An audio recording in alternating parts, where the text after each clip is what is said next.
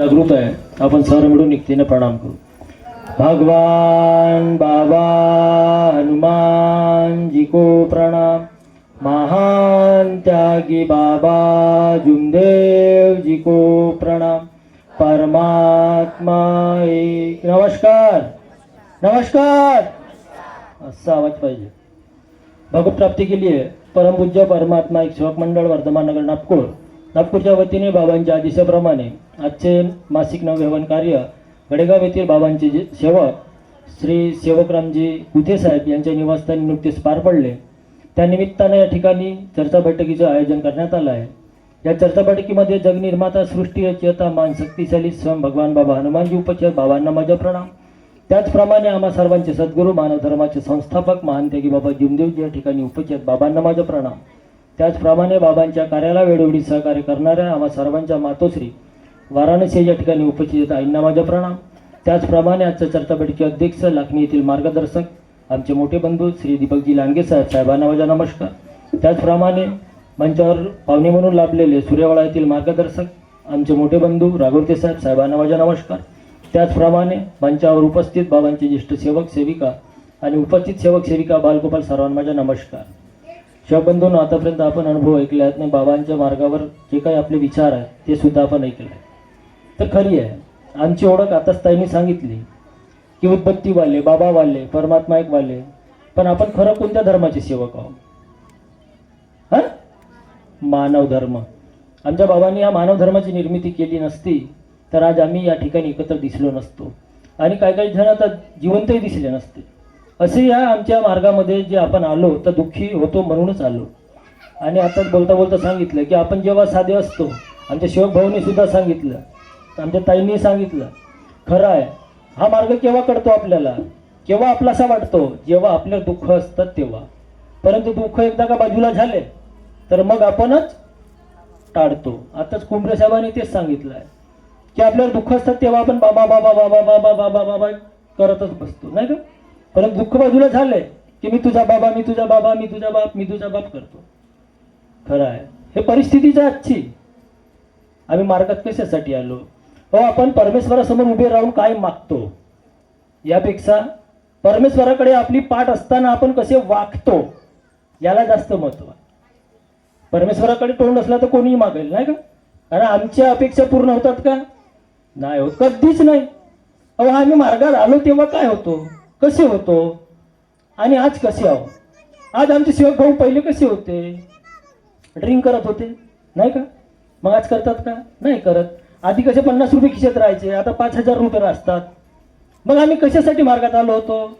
आमच्यावर होते जे कर्मभोग नाही, आमच्यावर कर्मभोग होते. ते कर्मभोग बाजूला करून कर्मयोग कसा मिळेल यासाठी आम्ही मार्गात आलो. मग आता कर्मभोग बाजूला झाले, मग आता विषय संपला ना?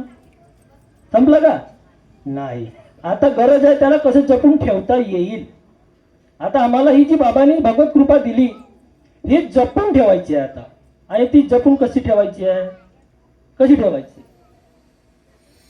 आता विनोद भाऊनं सांगितलं की भगवत कार्य कोणतेही असो, मग संमेलन असो, नवयवन कार्य असो, मासिक बैठक असो, पंधरवाडी असो, त्या ठिकाणी आम्ही गेलं पाहिजे.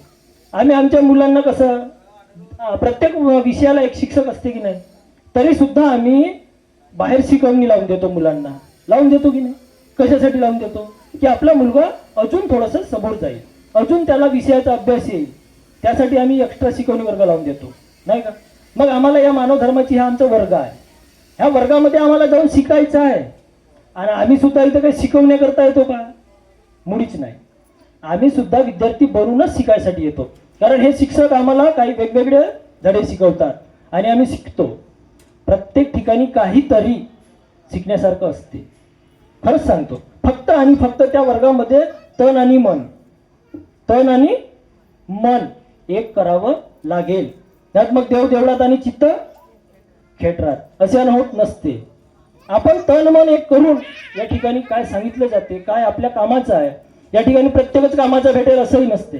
परंतु कसं आहे की जे आपल्याला कामाचं आहे, काही ना काही आपल्या कामाचं असते. या ठिकाणी प्रत्येक अनुभव असतो, प्रत्येक या ठिकाणी विचार आहेत.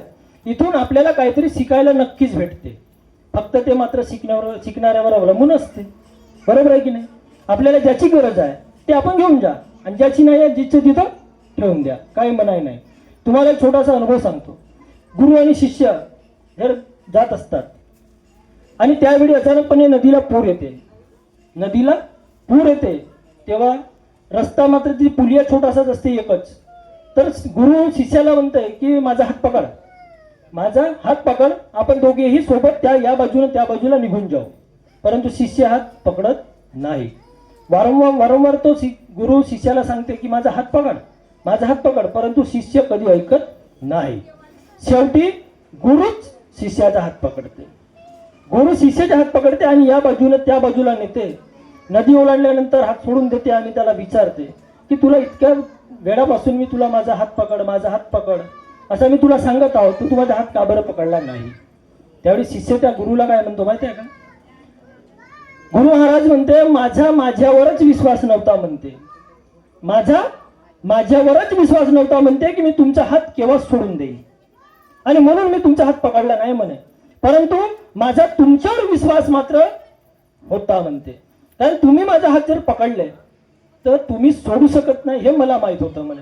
म्हणून म्हणे गुरु महाराज मी तुमचा हात पकडला नाही.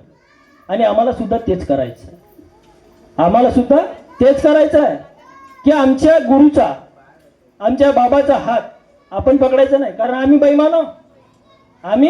बेईमानो, कितीही भेटला तरी आमचा पोट रिकामाच. अहो आमच्या इच्छा किती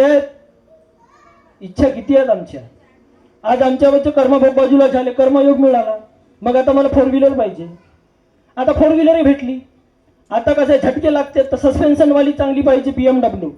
इच्छा वाढली की नाही? आमचा कधी मन तृप्त होतो का? नाही. आणि म्हणून आपण हात पकडायचं नाही तर बाबांनी आमचा हात पकडला पाहिजे. आणि केव्हा हात पकडतील आमचा बाबांनी हात पकडला पाहिजे हे मला माहित आहे. परंतु मग कसेच पकडतील का?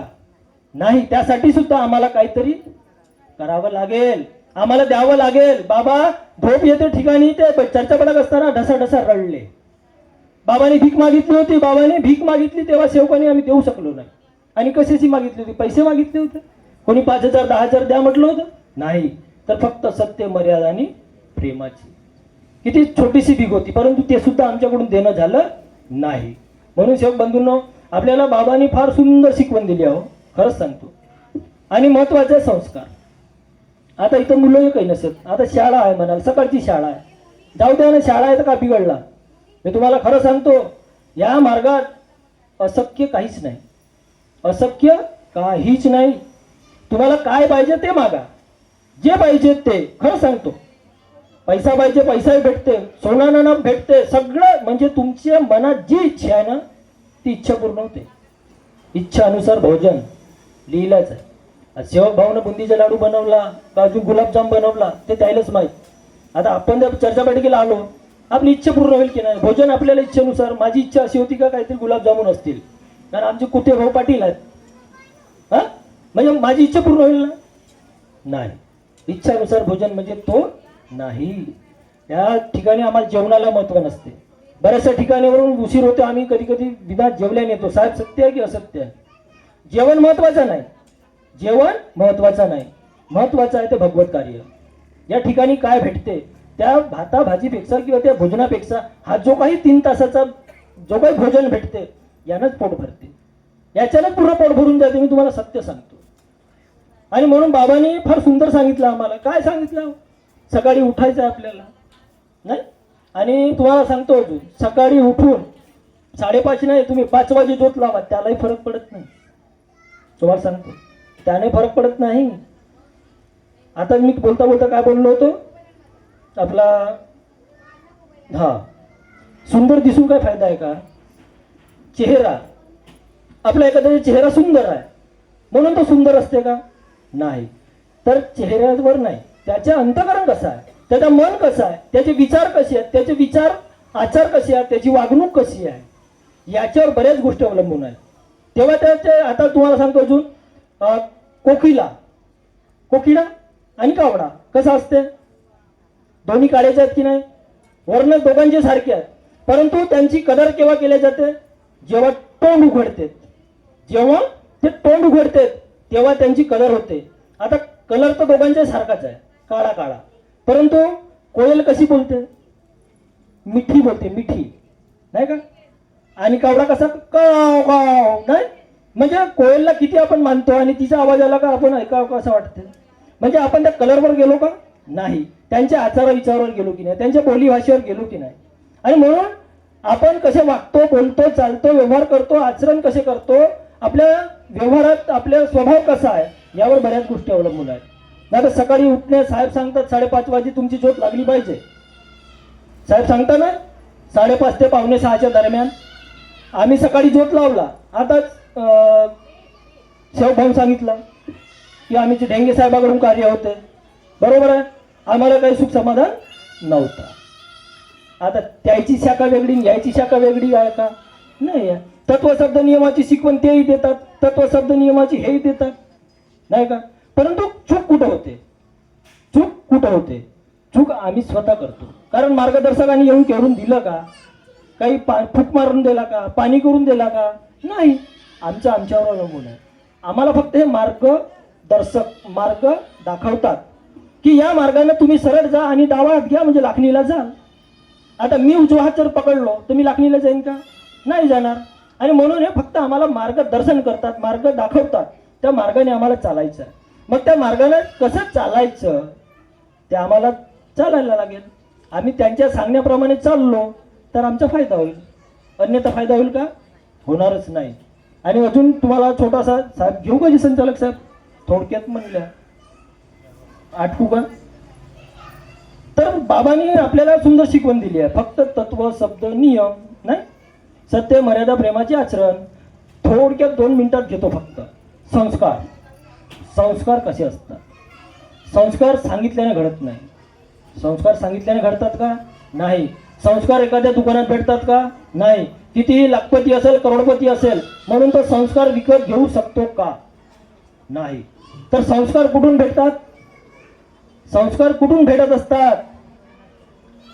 आमच्या घरातल्या माहोलवरून, आमच्या घरातल्या वातावरणावरून.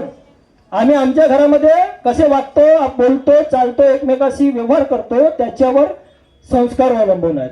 आपण मुलांना सांगून जा रे बाबाला पाणी देऊन दे, पण मीच कधी माझ्या वडिलाला पाणी दिलं नाही तर माझा मुलगा देईल का? देईल का? नाही देणार. म्हणून आपण आपल्याच घरामध्ये संस्कार तयार करत असतो. आपण आई वडील, आज आमचे मुलं आहेत, आमचे आई वडील होते, आता वडील आमचे वारले 6 जानेवारीला. आई आहे, परंतु आम्ही जर आमच्या आईसोबत वारंवार भांडत असू, तिला मारत असू, ते कृत्य कोण बघत असते आमच्या घरात? माझे मुलं बघतील ना. मग माझ्यावर ती वेळ येईल की नाही?